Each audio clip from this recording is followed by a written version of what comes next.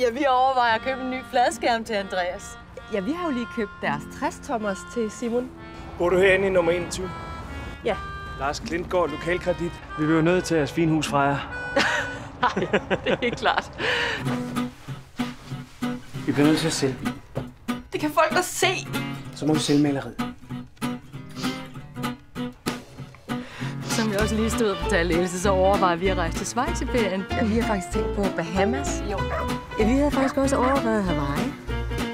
Det lyder også dejligt.